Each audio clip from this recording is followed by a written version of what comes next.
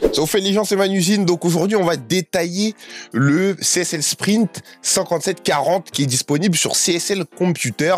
Alors qu'est-ce qu'il a de si spécial, qu'est-ce qu'il a de particulier et surtout qu'est-ce qu'il a dans le ventre. Donc son processeur, d'ailleurs je vais vous l'afficher, hop, son processeur un Ryzen 7 7800 X3D. On vous rappelle que celui-là c'est juste le meilleur actuellement. Me dites pas un i9 14001.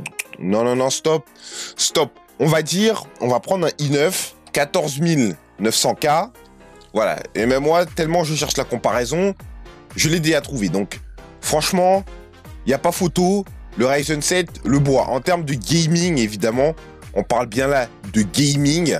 Voilà, vous voyez, en moyenne, sur à peu près partout, à peu près, j'ai dit. Hein. Il y a des moments où le i9, il va gagner, évidemment.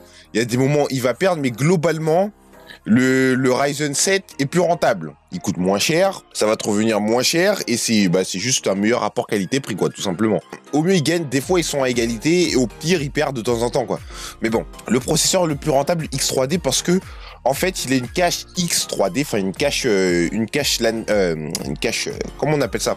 La cache L3, qui est gonflée, en fait, qui est beaucoup plus conséquente que les autres processeurs, d'où le 3D, qui fait qu'il est beaucoup plus performant avec des cartes graphiques. Tout simplement, voilà, il permet d'exploiter un maximum le potentiel des cartes. Le ventilateur, alors le ventilateur qui est très correct, hein, et ça a l'air d'être un ventilateur qui ressemble presque à un Thermalright, je dirais, donc pour une fois ça a l'air correct, on va pas s'en plaindre, hein, ça suffira largement pour un 7000 X 3D.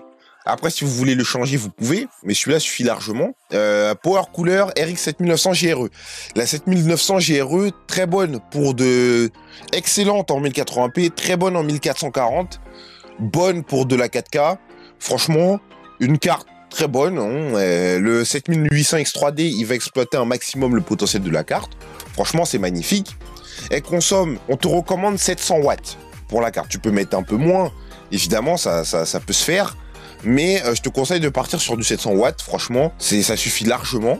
On verra après ce qu'il propose en alimentation. 32 Go de RAM en DDR5, c'est obligatoire. AM5 égale DDR5, c'est obligatoire. T'es obligé de passer par là.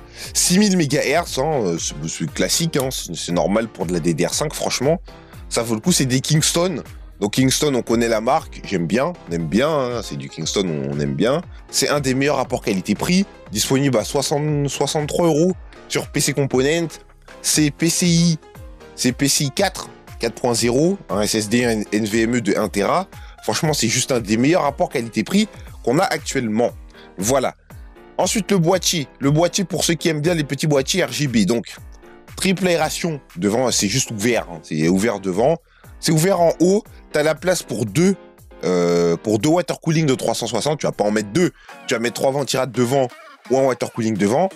Ou tu vas mettre 3 ventirades au-dessus ou un water cooling au-dessus. Tu vas mettre un des deux. Voilà, de water cooling. La carte, oui, je vous l'ai pas dit, mais la carte mère.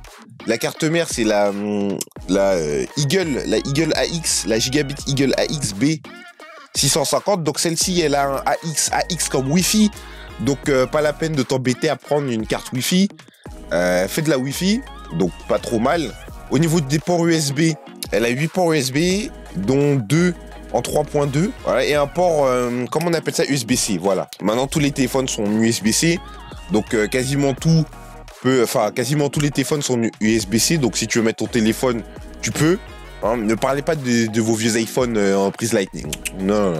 Bon, bref, voilà, tout est en USB-C, donc un port USB-C, c'est magnifique. Je rappelle que le chipset B est fait pour overclock, ce sera plus rentable, hein, évidemment, c'est pour votre budget, hein, c'est pour en profiter au maximum. Donc voilà, elle a un PCI 4.0, on le voit ici. PCI Express 4.0. Voilà, attention. Le PCI Express, c'est pour la carte graphique. Le PCI tout court, c'est pour le SSD, c'est pour autre chose. Voilà, donc voilà. Tu peux même mettre du PCI 5.0 pour le stockage. Hein, voilà, du M.2 5.0 au cas où vous avez un gros SSD. Et le 700 watts, un gros bloc de 700 watts en gold. Donc je rappelle que l'édition gold, bronze, white, diamant, ça sert à rien. C'est pour ceux qui vont dire ah mais c'est performant. Arrêtez avec ça. Ça c'est juste pour l'économie d'énergie. Plus tu vas monter en grade, plus tu économiser de l'électricité. Tout simplement parce que l'alimentation va se rapprocher de la consommation exacte de ton processeur, tout simplement. Voilà, ça veut pas dire que ton PC, ça va être une turbine parce qu'il est gold, non. Ça veut pas dire non plus qu'elle va exploser si elle a pas de certification. Faut arrêter les bêtises des humains. Bon, voilà. 700 watts, c'est très largement suffisant. Donc, évidemment, très bon processeur très bon PC pour 1500 balles, hein. Un très rentable, hein, plus rentable que ce que vous trouvez en grande surface ou sur certains sites de monteurs PC, hein, évidemment. Hein, je rappelle que vous serez encore plus rentable si vous le montez vous-même, hein, mais bon, ça, il faut relever le challenge, tout simplement. Donc, il est disponible sur CSL Computer, donc pas mal, hein, franchement, 1500 €, 1499. Oui, il est pas mal, hein, très bien. Donc, c'est tout ce que j'avais à dire à peu près pour ce PC, et on se retrouve pour une prochaine vidéo.